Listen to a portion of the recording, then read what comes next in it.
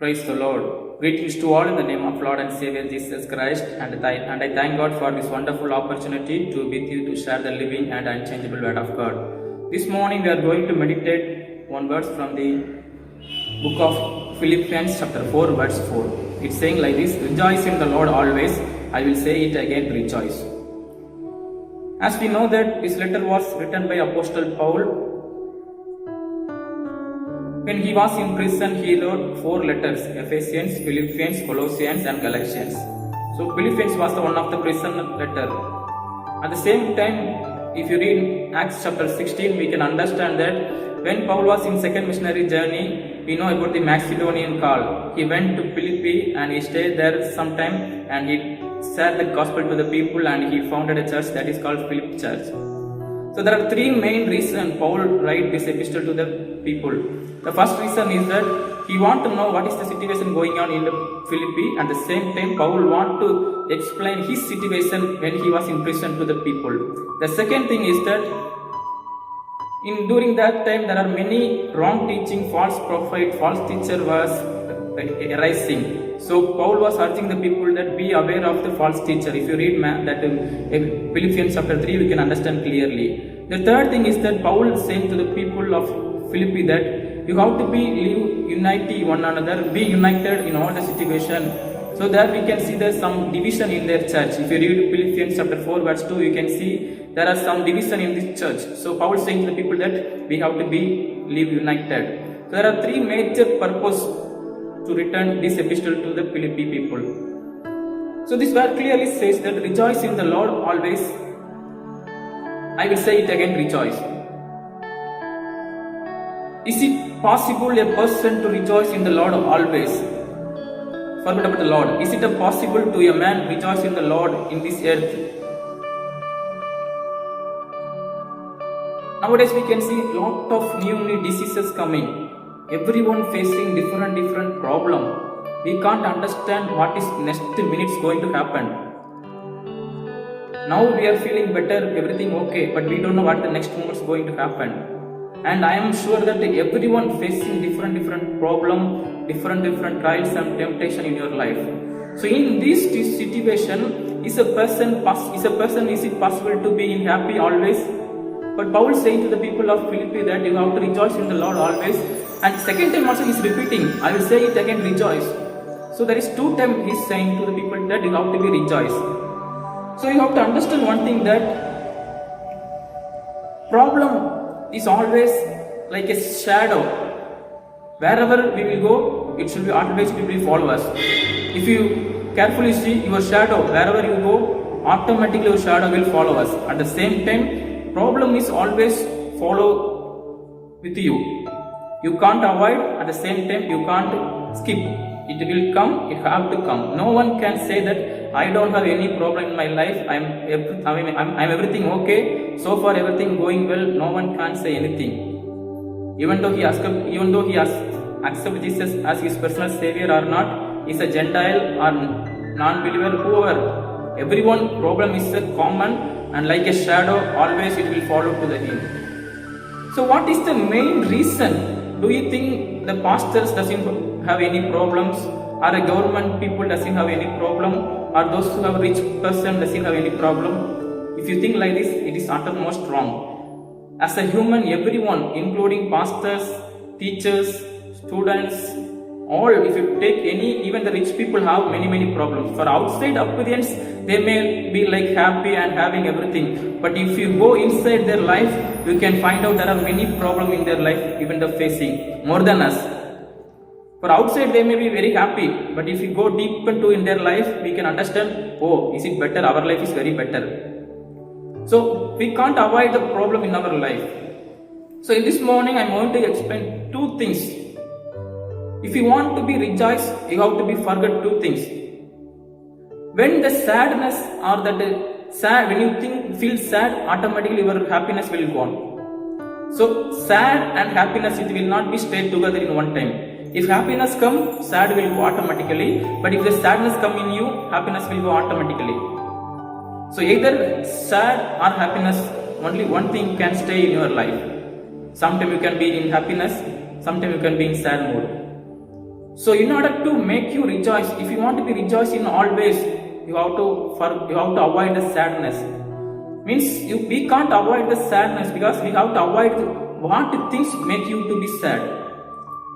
For example, if you are thinking about your future, how I am going to live or what I am going to do, there is no one to be support with me, no one is there to care me. If you think about your future, automatically you will be in under depression and you will be thinking something like differently, and your face will be sad and your heart will be sad. You can't be make yourself to be happiness.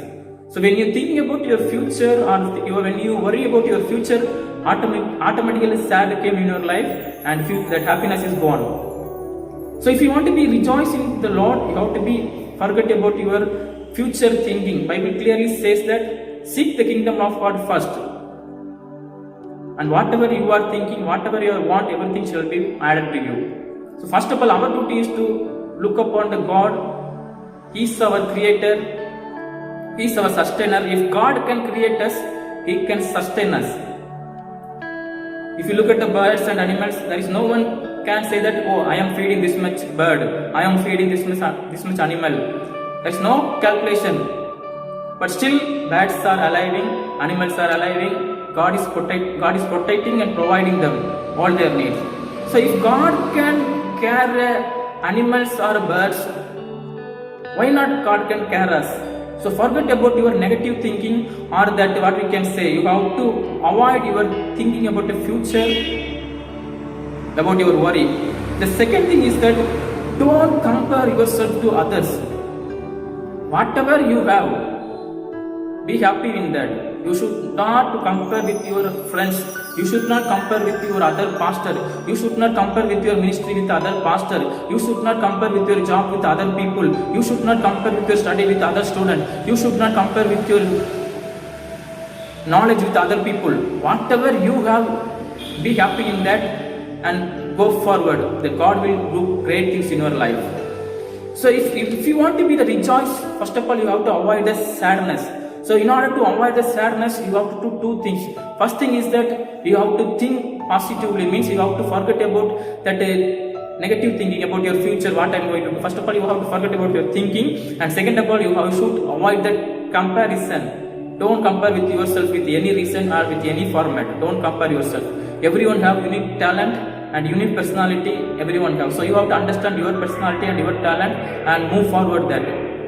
If you do these two things, automatically the sad will go away from you. So now how can we make ourselves to be happy? Is it possible we can make happy always, or we can be rejoicing always? Or nowadays, definitely I can say everyone facing some problem.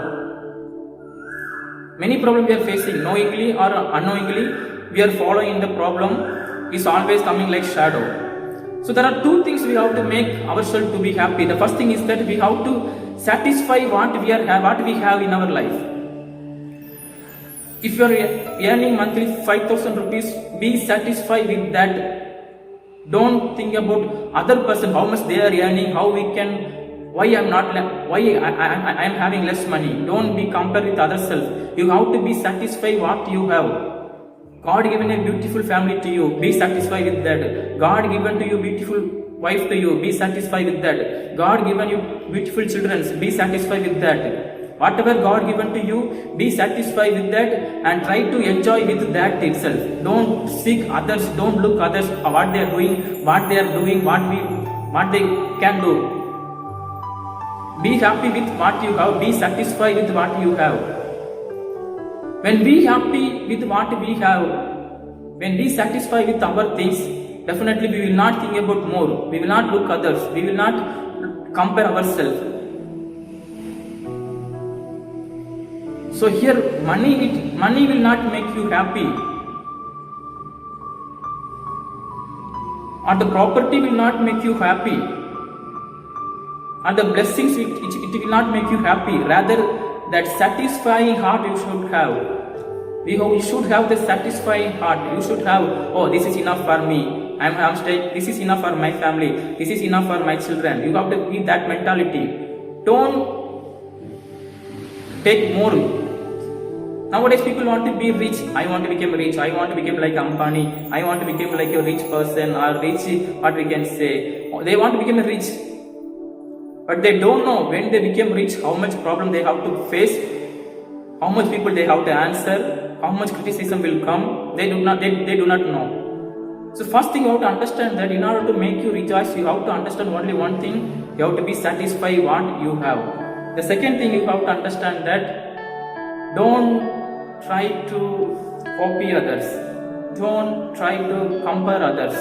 Don't try to do what others doing. You have your own activity. Go forward and do forward and do it. You can get really a happiness life.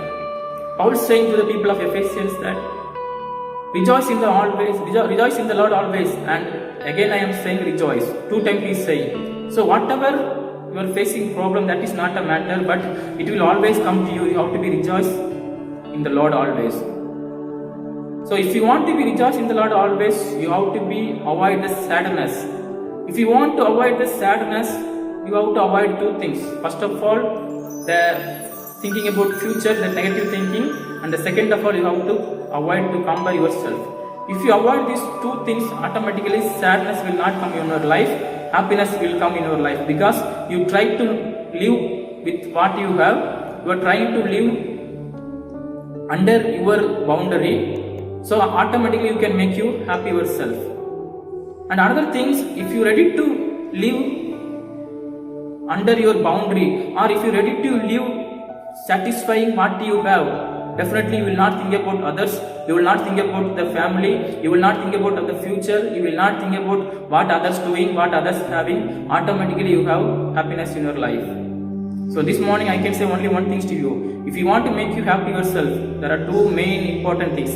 Be satisfied what you have, and second thing is, don't ever compare yourself to others. Don't ever look yourself to others. What you have, be happy with that, enjoy with that, and you have to be enjoying that blessing.